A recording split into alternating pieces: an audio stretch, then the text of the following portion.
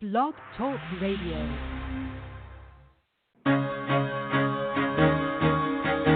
Carol the Coach. Sex, love, and relationships. We talk about it here. Carol the Coach.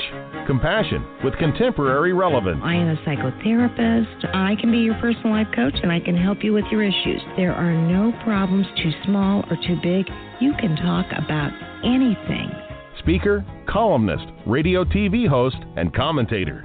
Carol the Coach brings messages of wellness and empowerment within reach of everyday people every day. Almost 5 years ago, I lost my soulmate in an accident. He was killed in a plane crash. Life just, for me, has seemed to stop. There are groups all over the city. I teach one. It is a specific way to start thinking so that you shift how you see the world, which then shifts your energy, and then you feel better and you actually see things differently. Carol the Coach. Always available, too, at carolthecoach.com. Now, I've got Russell on the line. I'm 47 years old. I'm a truck driver. I'm married. I have a wife in San Francisco. Okay. I haven't been home in 6 months. My thing is, I don't know if I have a sex addiction or what the problem is.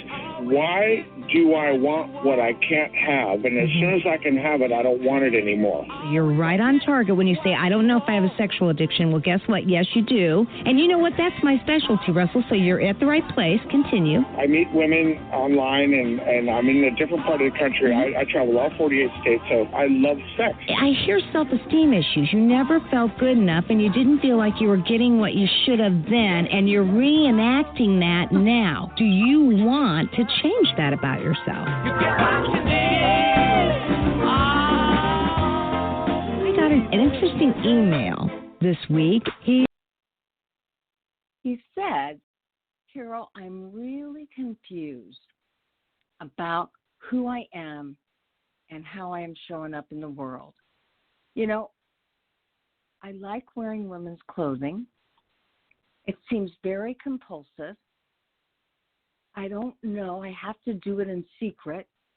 There's a real taboo factor. Please help me to understand, do I have a sexual addiction? Well, I reached out. We'll call him Tom. I reached out to Tom, but he did not return my email because I needed more information from him. Cross-dressing is not a sexual addiction. You know, if your behavior is compulsive and it's causing lots of problems and you feel badly about yourself and you're hiding it, you got 4 out of the 10 criteria for sexual addiction. But in essence, that's how so many people deal with what we call fetishes. And in most cases, cross-dressing is a fetish. It is not a sexual addiction. And if the person could do the behavior openly and honestly and with authenticity, they wouldn't be hiding it at all. So good question, Tom, and I encourage you to contact me so I can ask you some more information so I can really answer with better feedback than just kind of guessing based on a lot of the men that I work with. That are cross-dressers and don't exhibit sexual addiction. Well, I'm just checking in with all of you. How are you doing? You know, we really work hard at trying to diversify the topics that we talk about. And it always feels real good to me when I'm learning something new, again, about specific types of issues, problems, disorders, delays. And so tonight I have Candice Christiansen on, who's very passionate about treating all human beings with dignity and respect. And I have to say, as a CSAT and an APSAT, I do too. She actually is on the spectrum herself of autism. And as an autistic woman, a child sexual abuse survivor, a licensed clinician, and an intimacy and trauma expert, she has dedicated the last 20 years to working with individuals with attachment-based disorders stemming from overt and covert developmental trauma. I can't wait to ask her about that, how she sees it playing out overt and covert. She's part of the Global Prevention Project. Her programs, Namaste, Center for Healing, and the Global Prevention Project are internationally known for treating cisgender, transgender, non-binary individuals, as well as those on the autistic spectrum. You know, when you're on the autism spectrum, you have a variety of intimacy issues and may even have complex trauma. So Candice is going to help us understand some of the things that people on the autism spectrum face, and she's going to talk about her workbook, Mastering the Trauma World, a mindful approach to healing trauma and creating healthier relationships. She wrote that workbook because she felt like people needed to know how they could improve their sense of mental health, their sense of self, and develop more intimacy in their world. She and her husband, Chris, will be launching the Autism and Intimacy podcast later this year. Okay, so we've got another podcast coming. That will be so interesting. And when I contacted her to have her come on the show, she was in Maui. And she says, her bio says, I enjoy traveling to Maui multiple times a year and snorkeling, hiking, and playing on the beach. A woman after my own heart. You all know that that's what I love to do. Not so much snorkeling. I mean, I do snorkel.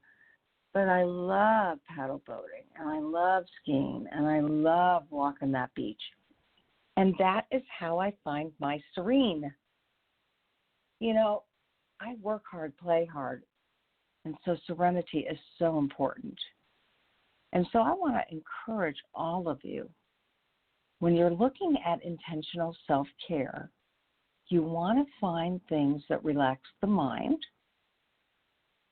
and that give you time to meditate, contemplate, and become very much in connection with your higher power.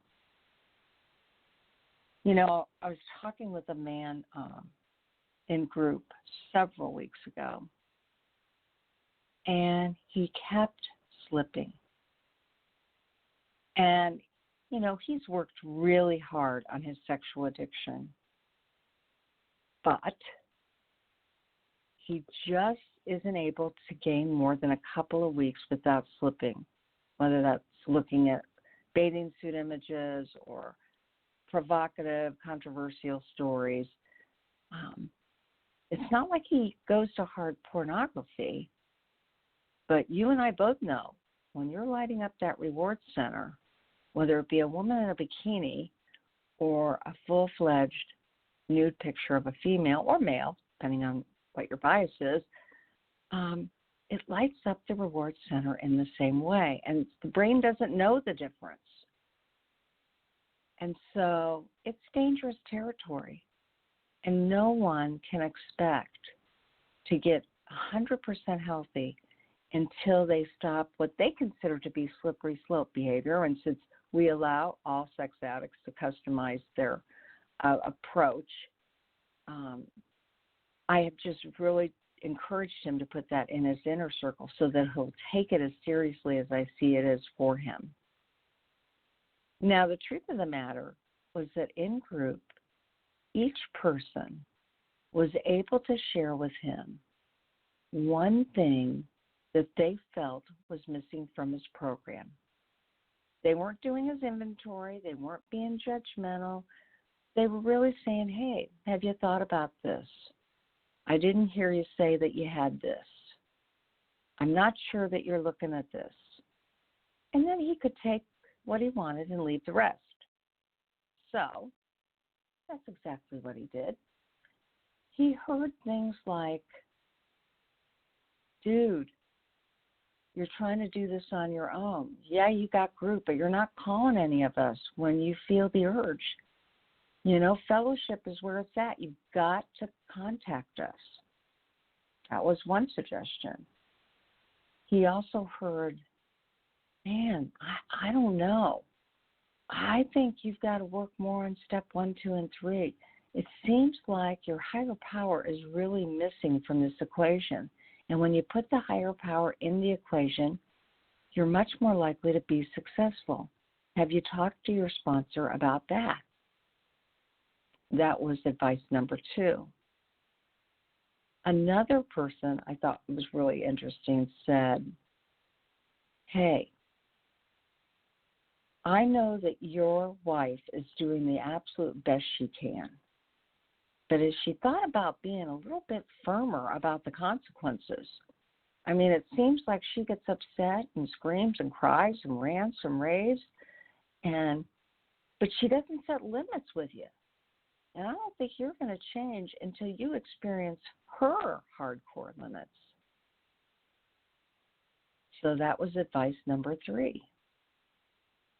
Advice number 4 was about structuring his day and taking an approach whereby he put a keystroker on his computer that, sent the message that he was keying in images immediately to his wife or to his sponsor.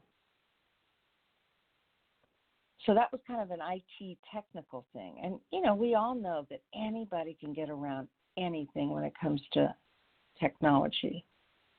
But a CSAT really believes that anything that slows down a poor choice is going to be more effective. So those were some of the things that this man was given as potential tools that he might use in really working on the slips. Because when it comes down to deal-breaking behaviors, he stayed out of his inner circle for 3 or 4 years, and he's been struggling with this actively for 10. And at the same time, there's a part of his brain that justifies, rationalizes, and minimizes looking at images, clickbait, that kind of thing. And as long as he allows himself the window, if you will, to do that, then the more difficult the problem. And the more likely he is not to have complete success. And this man deserves complete success. I'm telling you, Tom deserves it.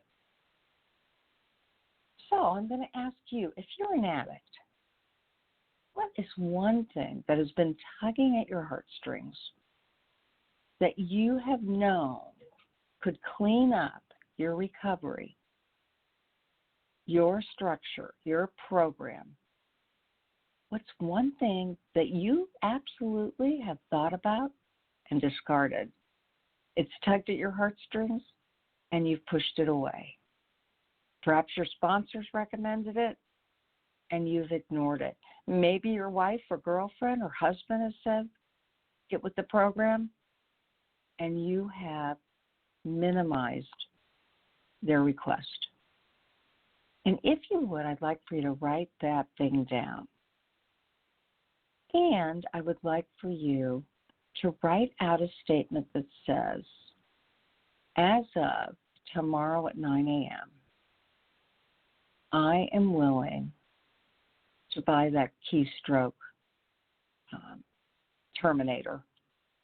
Or by the end of the week, I promise that as of Saturday morning, I am going to tell my wife that 2 polygraph tests a year would help me to stay clean.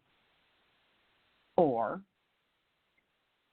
I have wanted to do this thing without medication, but I really do think that naltrexone might be a helpful medication to stop my urges and cravings.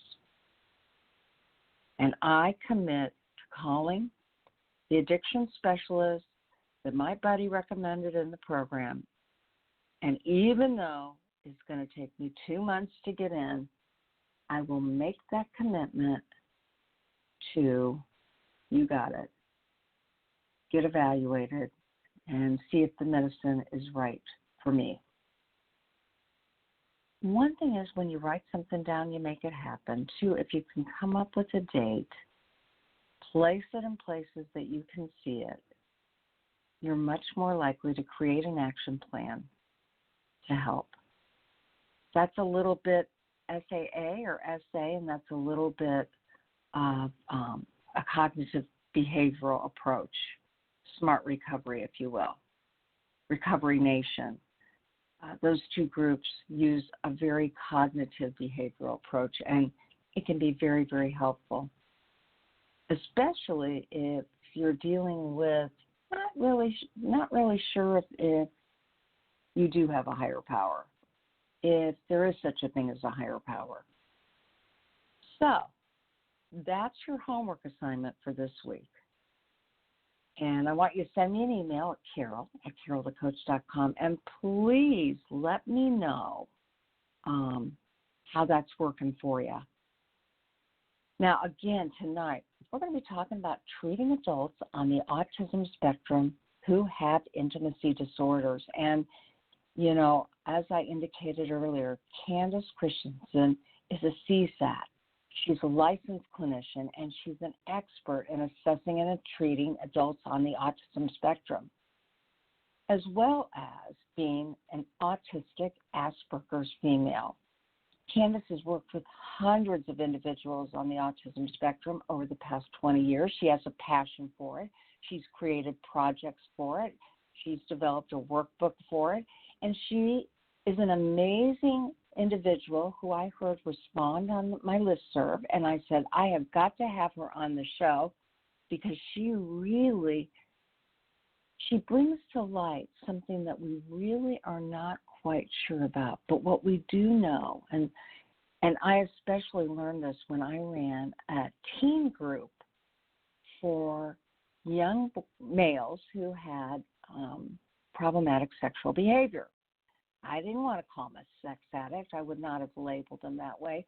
But when I got all 6 of them together, 4, probably 4.5, that's a joke, but not really, were on the autism spectrum.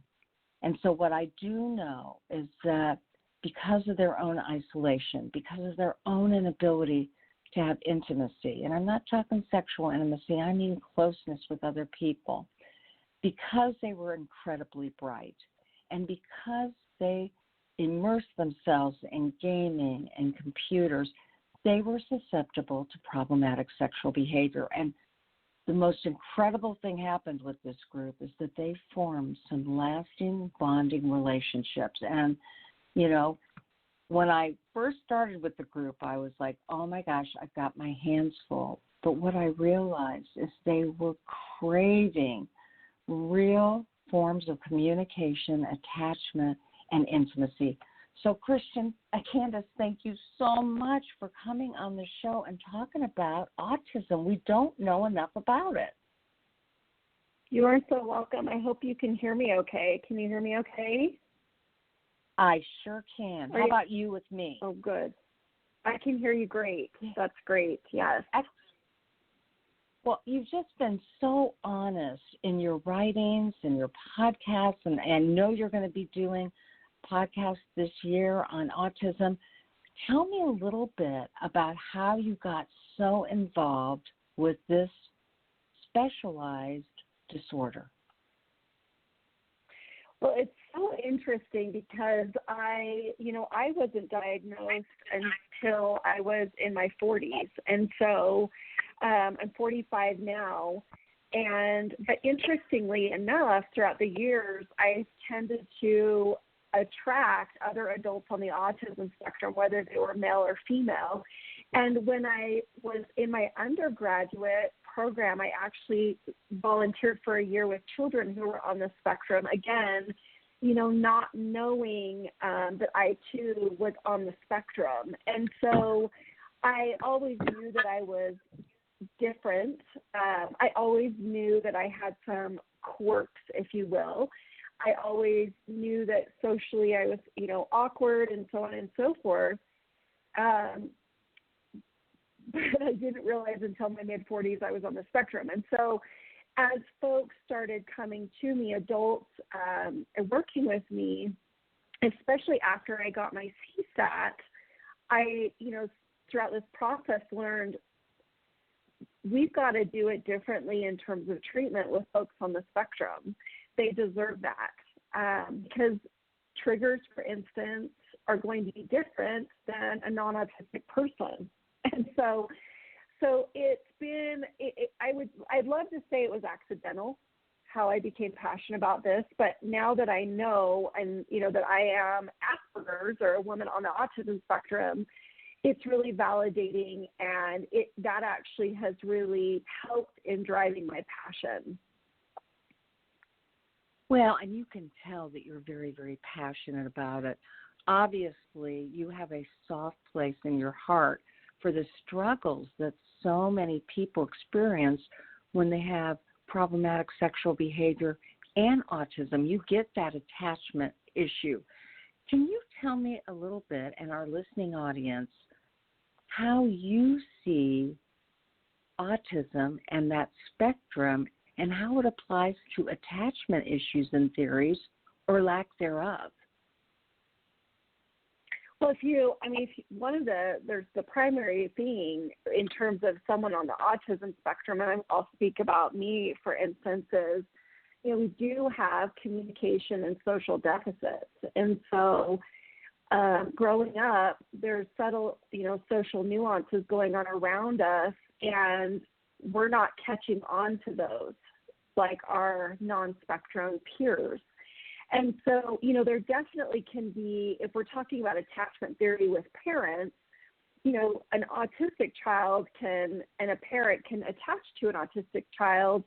However, for instance, if we have a lot of sensory sensitivities. So, for instance, I'm not a hugger. That's very uncomfortable for me. I always thought something was wrong with me when other family members would hug, and I would get tactile defensive. I didn't want to be touched. And so this is really normal for a lot of folks on the spectrum. Do I want to connect? Yes, I do want to connect. As an adult, I logically can understand that and say that. But, if I imagine being a kid, it's like it just was uncomfortable and awkward for me to connect to you or attach to you in that way. And so I think there's also this misunderstanding or misconception that folks on the spectrum don't want to be intimate, or they don't want to have an intimate connection with other people. They don't want to be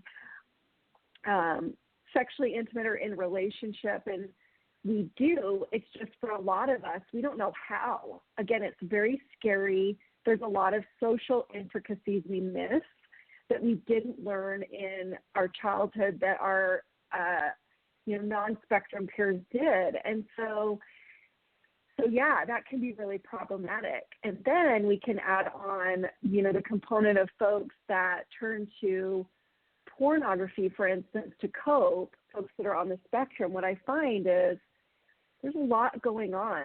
So, if I have sensory overload, so I'm just going to say but it's not me because I don't have a pornography addiction. But let's say I have a pornography addiction. I'm autistic, and I went to Costco and it was really loud, and I was that was really anxiety provoking. The lights were really bright, and then I get in the car and the kids have music playing really, really loud, and there's stuff going on, and then people are driving crazy, and so I get home and I'm completely on sensory overload.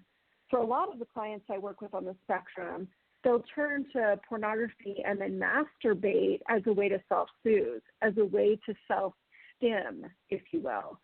Self-stimulatory behavior is, behavior that we might use an object. I'll play with my hair a lot as a way to self-stim, or it's a way to soothe that anxiety or sensory overload. So it's really, really fascinating when we talk about folks on the spectrum and attachment issues, for instance, and it's especially interesting when we add on the component of moving into an intimacy issue or disorder or even pornography addiction or sex addiction. Well, that makes a lot of sense.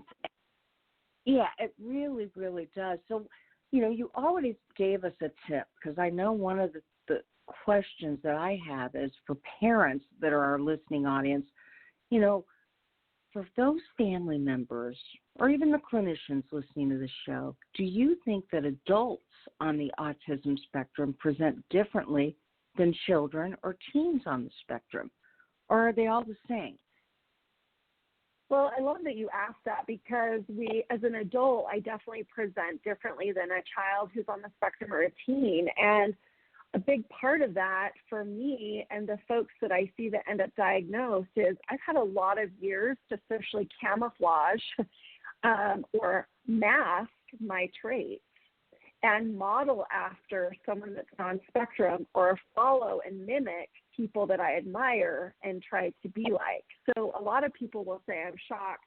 I would never have guessed you were Asperger's or on the autism spectrum. Well, I'm 45 years old, so I've had a lot of years behind me to mimic and model and mask a lot of the traits. But my husband, when we're going to do a podcast called the Autism and Intimacy Podcast, where my husband and I are literally talking about our relationship.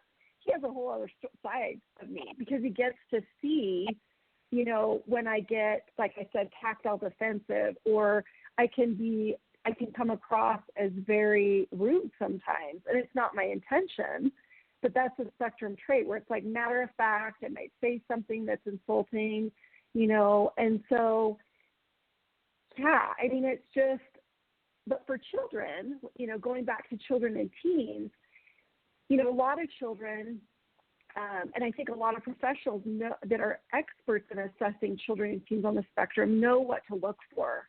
You have the nonverbal child after a certain age. They have, restricted interests. Their behaviors are socially awkward. They isolate. They're alone. So on. They're, loners, so on and so forth. Specialized interests. They throw temper tantrums that are really extensive.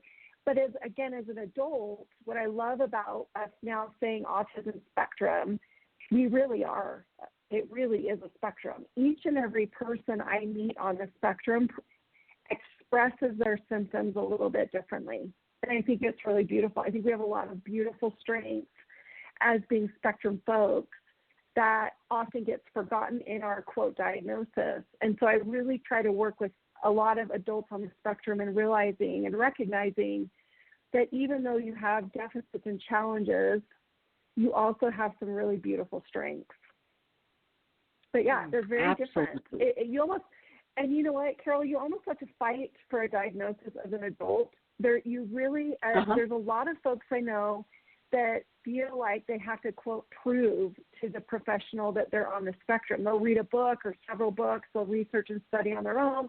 It's very validating to know, my gosh, I am on the spectrum. I've had this my whole life, go on and on and on. But then they get in front of a professional, and there's this fear of being told, no, you're not, which I've witnessed that before. Because, again, if you and I got together, Carol, I would look you in the eye. I know how to make eye contact. I know how to be very articulate and so on and so forth. But it doesn't mean I'm not crawling out of my skin, because giving eye contact for me as a woman on the spectrum is very uncomfortable.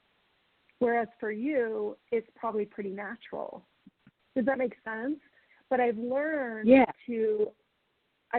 to do that, because that's the norm in our culture, even though I'm completely uncomfortable.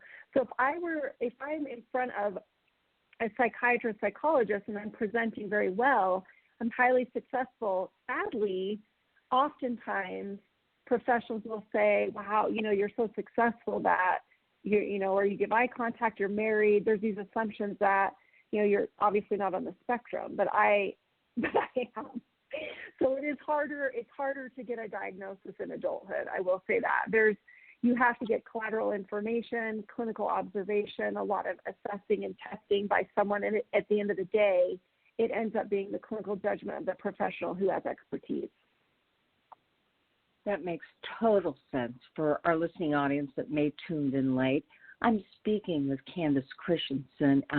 Her websites are namasteadvice.com and theglobalpreventionproject.org. And she is an expert at working with people on the autism spectrum and helping them function and cope in a world that is not necessarily structured for them.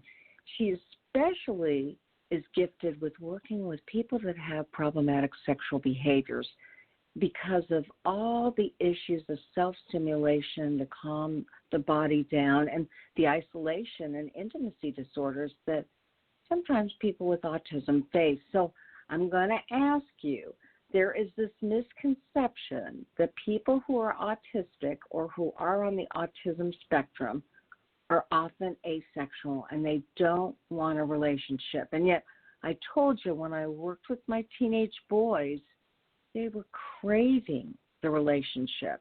So give me your 2 cents on that. What do you think? Do you find that they don't want relationships? Is that the truth? So every adult I work with has said they want a relationship, and but so many of us don't know how to be in a relationship. Again, because we have the social awkwardness, we don't necessarily understand the social cues going on. When do I talk? Is this when I talk? Or maybe they talk too much because their communication deficit of not understanding reciprocity. And so how do I make it so I go on a date? What exactly do I do? And when do we have sex? And so on and so forth. And so, that there is absolutely a misconception that folks on the spectrum are asexual, and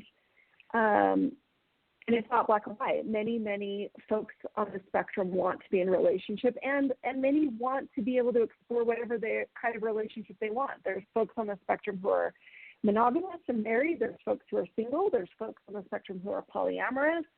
There are folks who are into all kinds of fetishes and BDSM and so on and so forth. And, it doesn't look a certain way. I think there's a really lovely book called Spectrum Women it's written by Barb Cook and Dr. Michelle Garnett. Barb Cook is also on the spectrum, and this is for women, obviously, but I love one of the excerpts where she talks about that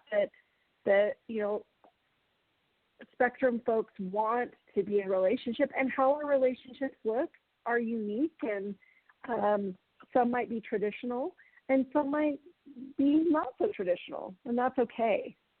There's not one right way, but we too want to have intimacy in a relationship. We just need some guidance, specific guidance and support how to do that. Got it. And so then, no, they may have some difficulties with being asexual, but that's really because they have difficulties with having relationships. And if somebody shows them how to do that, and they're much more likely to have success in that area, correct?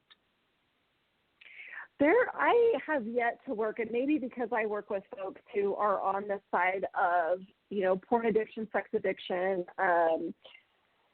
where they're not asexual per se, they have sexual compulsivity more so.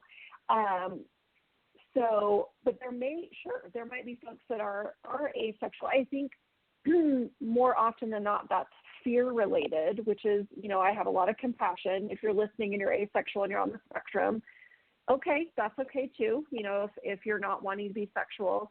I do work with folks on the spectrum that have sexual anorexia too, where it's like there's this fear of being sexual. And a big part of that, I've gotten down to it, has to be based on history, or they jumped the gun thinking they knew, they read on a website that, on somebody's website, hey, after 3 times you have sex, and then it went, sideways, and it was absolutely horrific. And so then it's like, okay, well, never mind. I don't want to have sex. But a lot of folks on the spectrum do want to have sexual intimacy and do want to have connection. But again, there's so many intricate rules, Carol, that no one talks about, that for someone on the spectrum, it can be really scary and intimidating to know the rules around sex, right? And the rules around intimacy, and is intimacy sex, and, attaching and connecting, and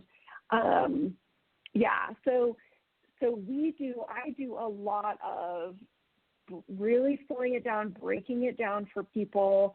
You know, we get to where it's like, if we need to do sex education 101, you know, let's talk about that. Even consent, let's talk about what that is, because I think sometimes there can be confusion for folks on the spectrum too. Oh, absolutely, 100%. You know, as you were speaking, I was thinking about people that aren't on the spectrum. I mean, dating and sex and relationships are all hard to navigate. And it's gotten even more complex and complicated as we become more technological. So I can appreciate that if you don't have those skills to begin with, you're not alone. I believe the majority of people don't. It's just that, if you would, Candice, explain what autism is from a bio-neuropsychological perspective. So we're looking at a neurodevelopmental disorder when we're talking about autism. So this is a persistent, lifelong impairment in social communication. There's restricted, repetitive patterns of behavior, interests, and activities. You know, folks on the spectrum can get really locked into ideas and ways of being. There are often really, really specialized interests. Real need for routines, challenges with nonverbal communication and understanding communication, challenges in relationships. So this is, and it's pervasive. So it's pervasive over time. You know, if I'm interviewing an adult on the spectrum, doing a clinical interview, like I'm for an evaluation, for instance, if their parents are still alive, I will have their parents give me a developmental history so we can look at, you know, this is a lifelong thing. It's, you know, a lot of people might say, well, I'm socially awkward. Am I on the spectrum? It's so much more than that. I mean, this is, again, this persistent difficulty interacting with peers or indifference to having contact with peers, being able to be alone, missing social and sexual cues, theory of mind deficits, executive functioning deficits, where, you know, metacognition, we're not aware of how we're performing, or we have response inhibition where we come across as like we don't have tact at times, where it's not my intention to come across as rude, but sometimes I'll just say something. We can be honest to a fault because we don't really have a filter. And then also there can be some processing issues where it might take a minute. You know, I liken a lot of folks on the spectrum to be very visual in the way that we see the world. We're very visual and colorful in the way we view and perceive what's around us. And so for me, for instance, my visual is a collage. It's a collage. You put things in my collage, kind of like if you had a vision board. And every morning I imagine what's going on my collage for my day. And so if my staff, who knows I'm on a spectrum, wants to add to my collage and I am not prepared for that, you know, I could either have a meltdown or a shutdown. And I've worked really, really hard to be able to manage that.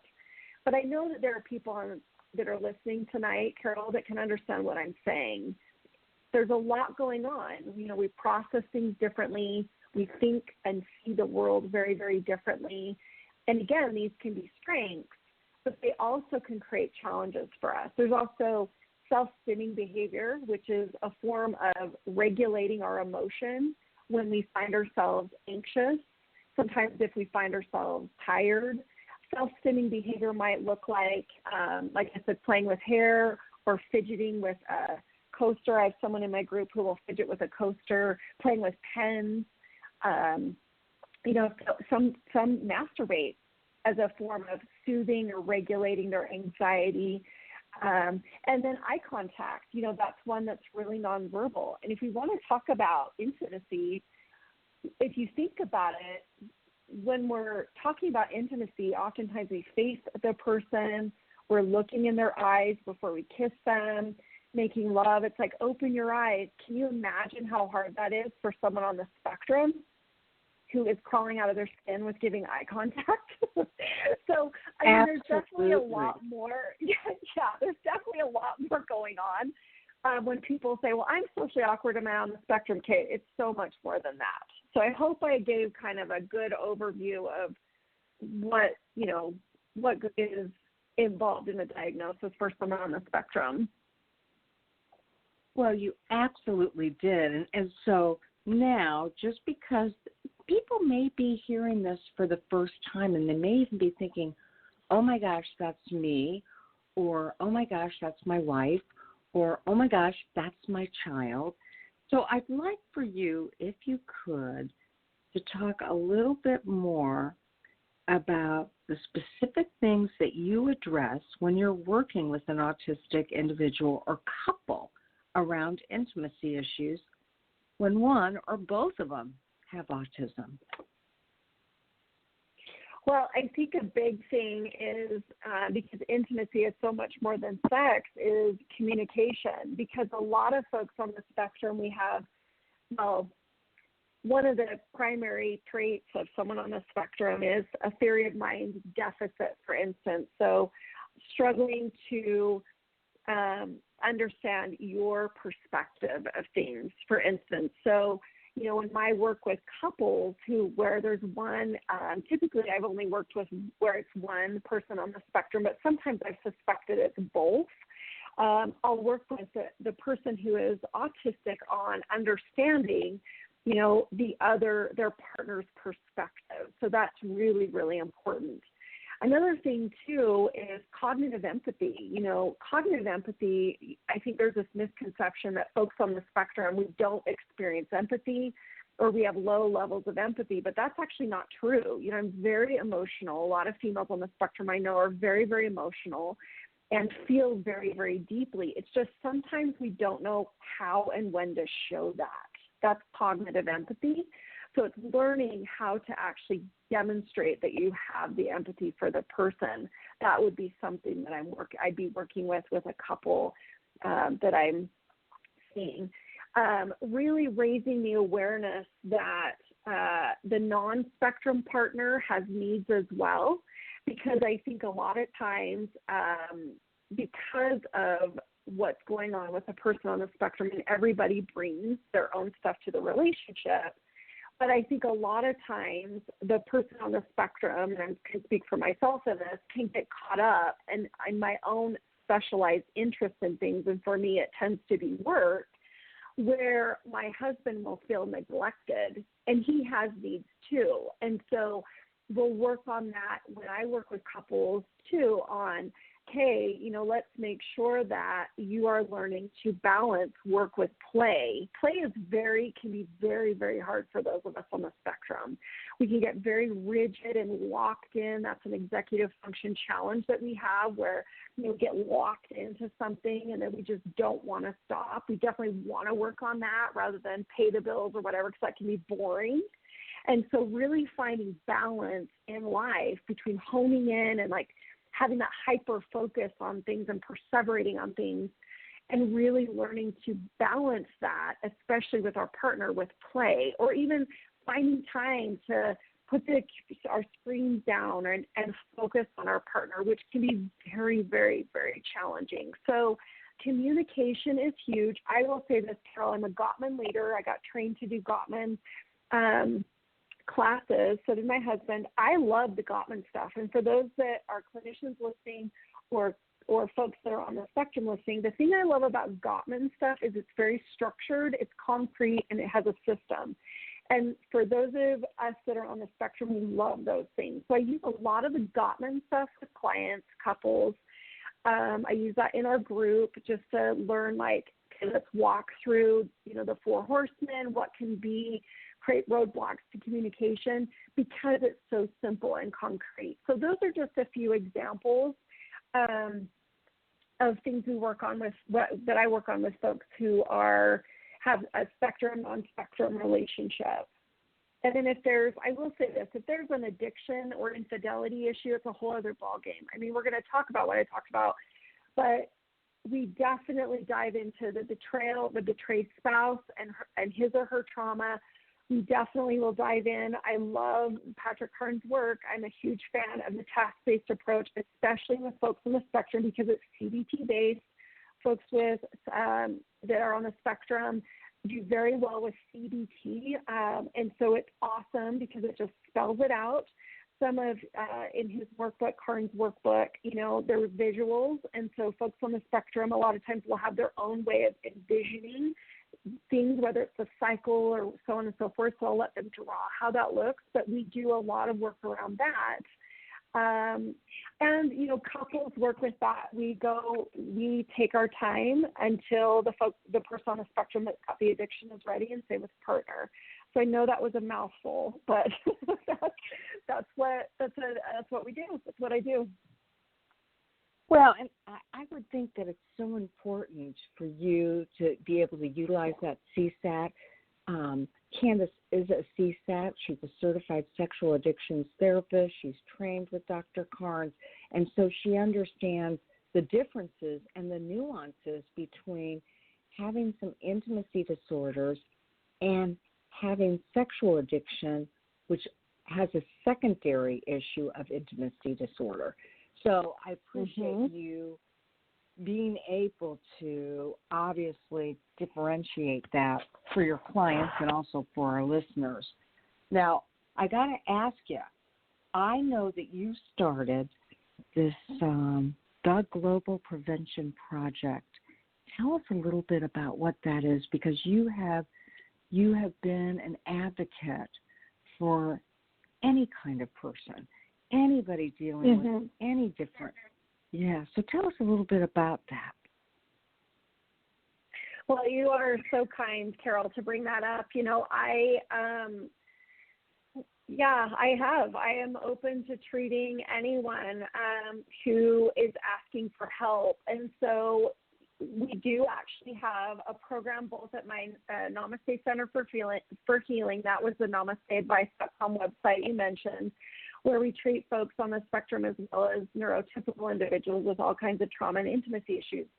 But people, when I started out, came to me, men who said, hey, I think I have an addiction to porn, but I think it's escalated and I'm scared. It's escalated into viewing child pornography, and I don't want to hurt anyone. I really want to stop. I'm scared that I'm addicted. Can you help me? And I said, yes, I absolutely want to help, individuals who are coming to me and wanting to change a maladaptive behavior, and that, especially. And so what was interesting about that is I started having men coming to me saying, I not only have struggled with viewing pornography and moved into child pornography, but I'm attracted to children, and I've never had a contact sex crime. I've never touched a child sexually. I don't want to hurt a child, but I need help.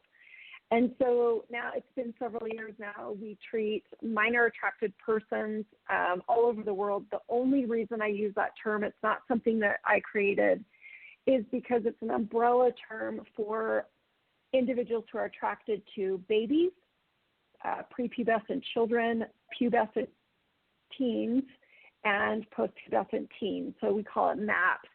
So I have to break down all the terms.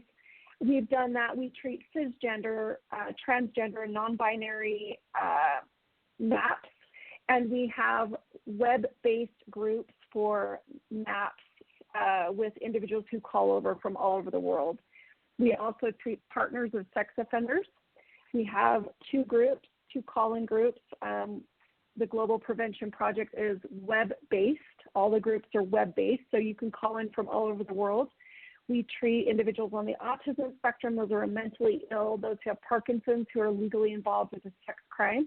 And we treat individuals who have escalated addiction. So like I said, individuals who've looked at pornography, for instance, and then it's escalated into really risky sexual behavior, such as viewing child pornography. So that is a passion of mine, Carol, because I am all about prevention as the intervention. I want to make sure, as a child sexual abuse survivor myself, that no child is ever harmed. I want to treat these people that are coming to me who need help to ensure that our communities are safe. And for those individuals that are committed to making sure our children are safe in the community, I am absolutely committed to offering them support and treatment and advocacy. So, yeah, that's the Global Prevention Project. And again, what got you interested in that? How did you get started? Oh, how did I get started? I had people coming to my door when I was in private practice saying, help me. And especially with individuals that said, I'm attracted to children, but I've never harmed anyone. I didn't even know those people existed. And so I, was like, okay, well, I'm open to helping you. You're wanting me to help you. They'd come to me and say, I've got an addiction. I'm addicted to pornography, but I'm also attracted to a child or a teenager, someone. I have never hurt anyone. I don't want to hurt anyone. And so that is actually how I got into it. I reached out to our sex offender task force. I reached out to Department of Corrections to ask, are there any programs? And what I got was, no, you have to wait until a crime is committed. You have to wait until they've harmed a child to do anything. And I absolutely said, no, I'm not going to, no. These people they're not sex offenders. They, have not harmed anyone. They're asking me to help them with their pornography addiction, and they want to learn how to manage their attraction to be safe in society. Why would I not help them? And so, Carol, I received death threats. Last year I received death threats. I was attacked by trolls, people that did not understand what we were doing. We had 2 articles come out that were libelous about us, talking about, that we were claiming that I was promoting making pedophile a part of the LGBTQ movement, which was completely false. And it nearly brought me to my knees, but I decided, no one knows who I am. I had a Brazilian journalist reach out and say, I'm trying to advocate for you. I looked on your website. You're doing good things to prevent child sexual abuse. How can I advocate for you if I don't know who you are? And so, Carol, I planted my flag, and it's on the home page. If people want to read it, I responded to him, and we posted on the front page, and I said, this is who I am. I'm not a pedophile. I'm a child sexual abuse survivor, and I'm a clinician. I am passionate about child sexual abuse prevention, and I have people coming to me from all over the world that want help, who are attracted to children, who don't want to hurt anyone. I'm going to help them, and no one's going to stop me.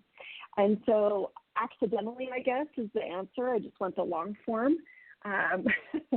But that's how I got into it, and I'm really, really passionate about it. Well, I can tell. And so it's kind of a build it and they will come. You wanted to find out more information about it, found out there wasn't any programs or services. Anything. Kind of created it, and again, because of your own expertise, your own history, you have been an advocate for this kind of programming, and I really appreciate the fact that you're changing the community like that. So now we have Thank you. We're actually wrapping it up, and I just want to ask you, if someone is listening to the show and they're wondering if they have autism, what is something that they can do right now? And do you know of any free resources for individuals on the autism spectrum? Well, okay. So there's a few books that I love. Cynthia Kim is an autistic female, and she's written a few books. The 2 favorites. So if it's I Think I Might Be Autistic. That's by Cynthia Kim. You can get that on Amazon. It's got crayons or colored pencils on the front. It's a small book.